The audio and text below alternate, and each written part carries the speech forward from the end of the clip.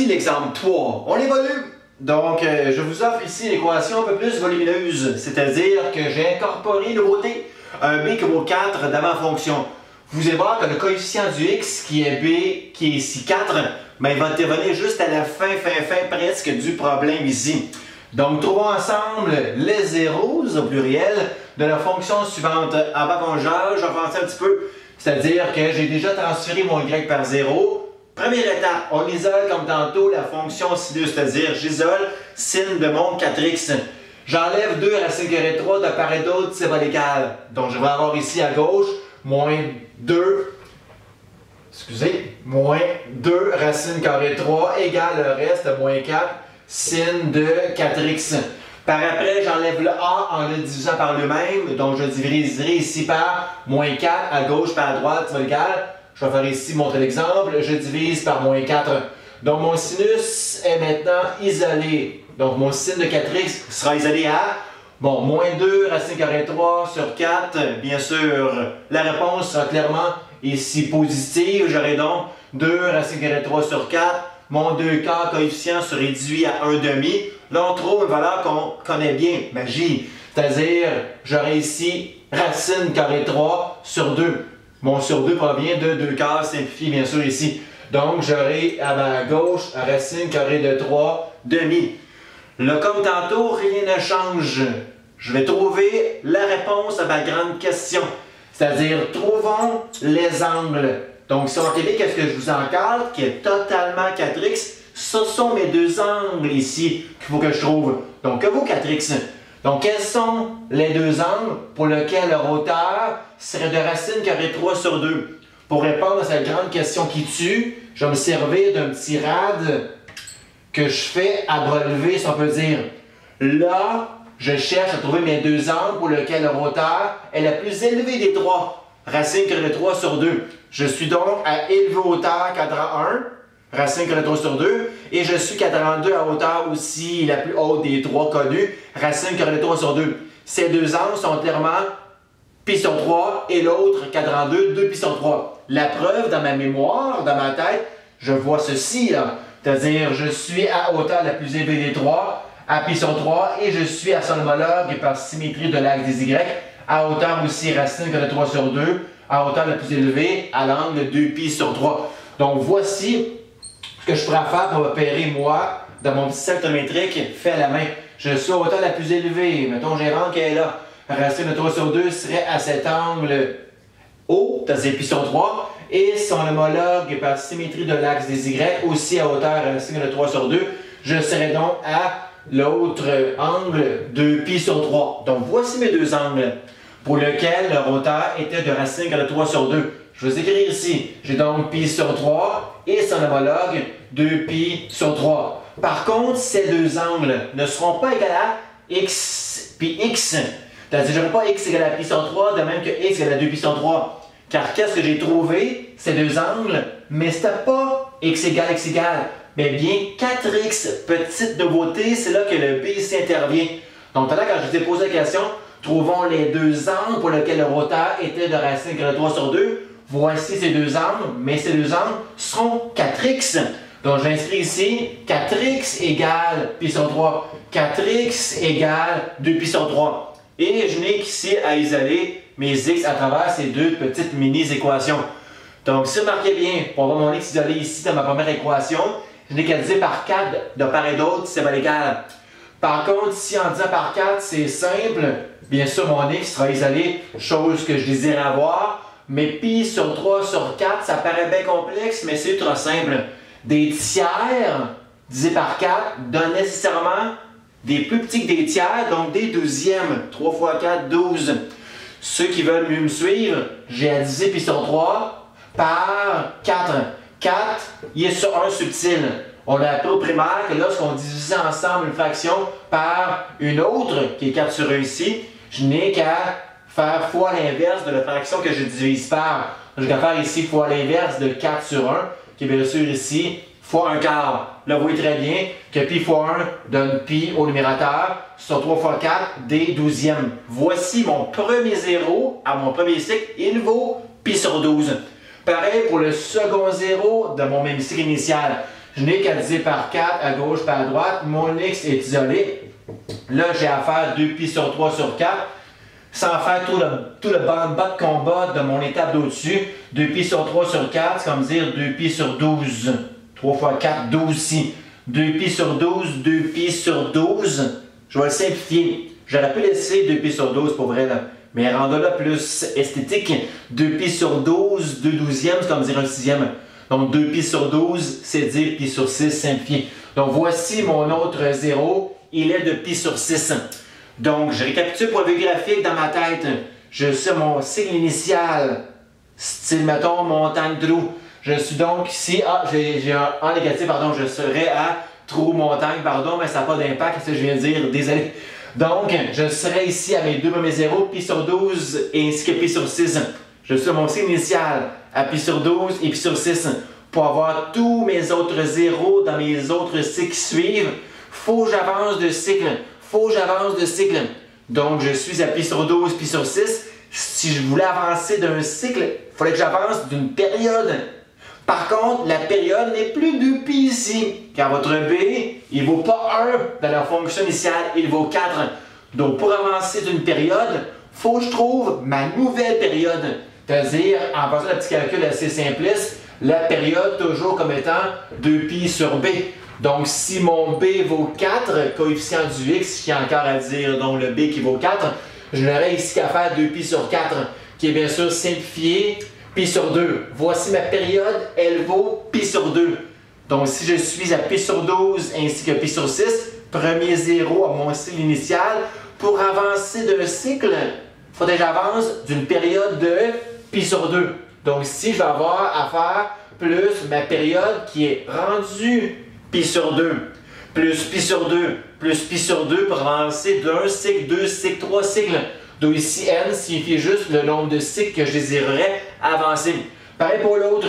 Si je voulais partir de ce 0-là ici à pi sur 6, pour avoir tous les autres zéros des autres cycles, il faut que j'avance d'une période ici, pi sur 2.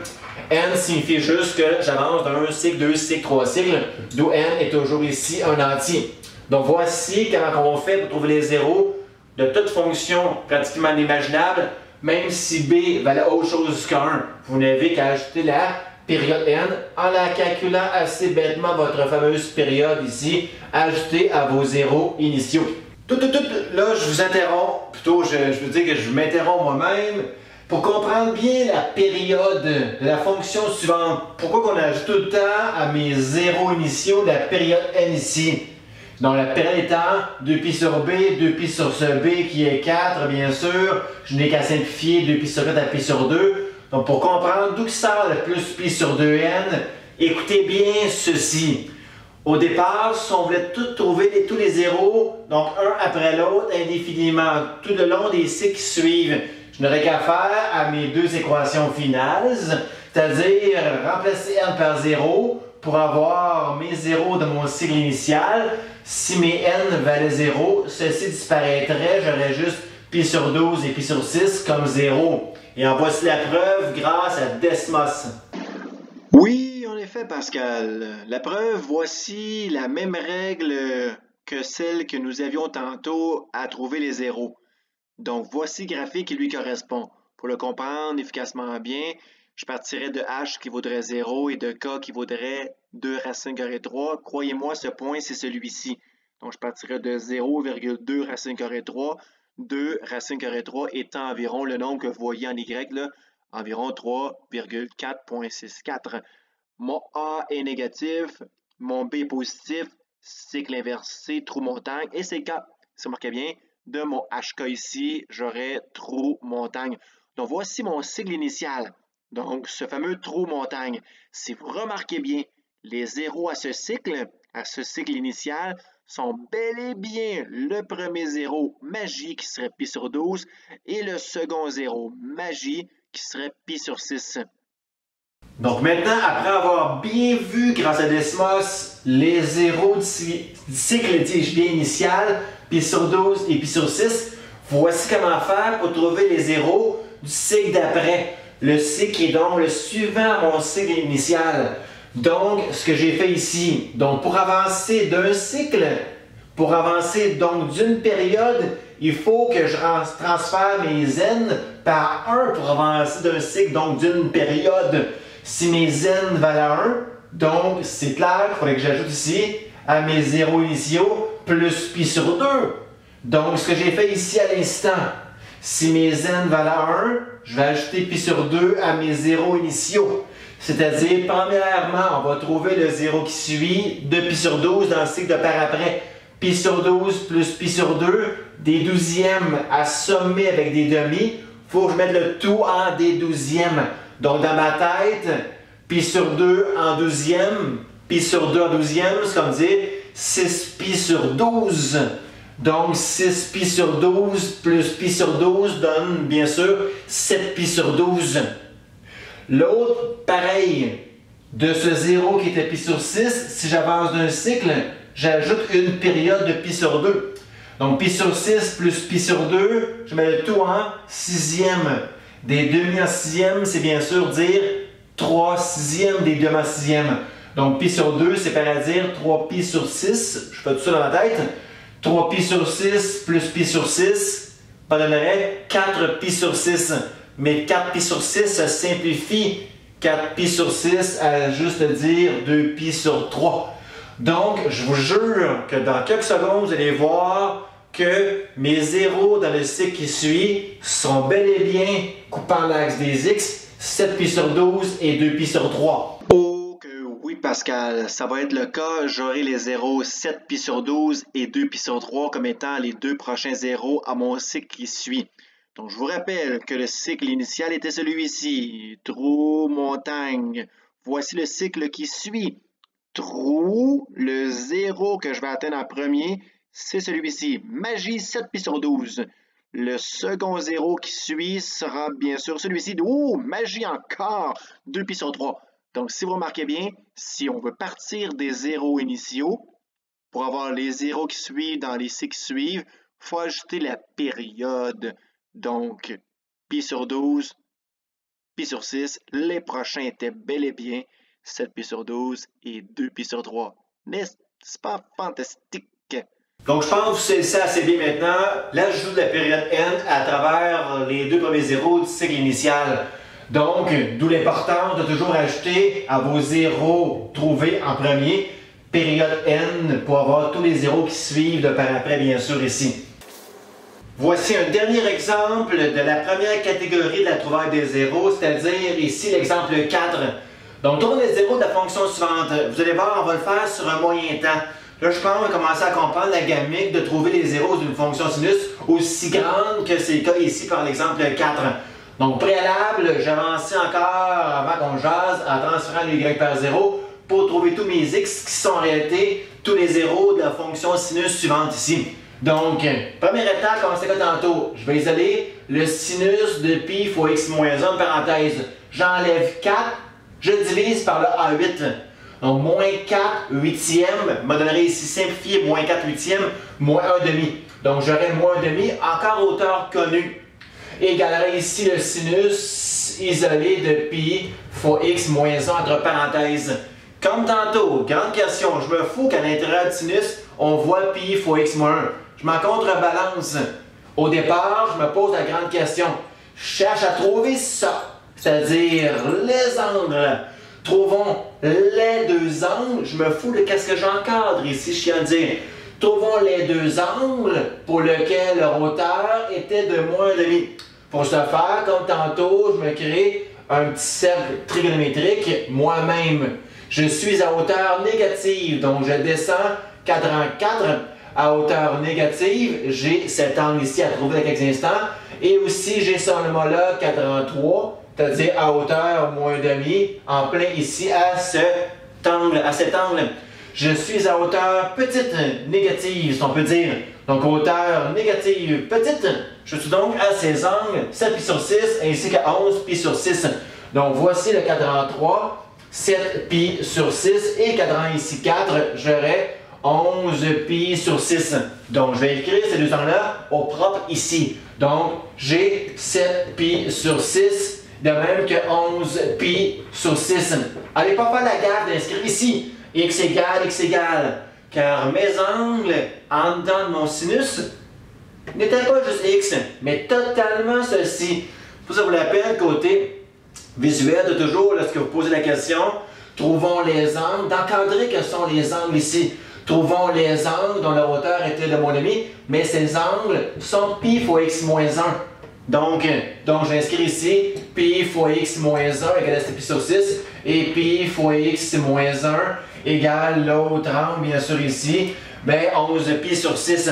Juste le x de ces deux petites équations. Belle blanche! Je divise par pi à gauche et à droite, donc mes pi s'annuleront 2 à 2. Je donc ici x moins 1 égale à 7 sixième. Pour avoir x seul, je vais faire plus 1 à gauche et à droite.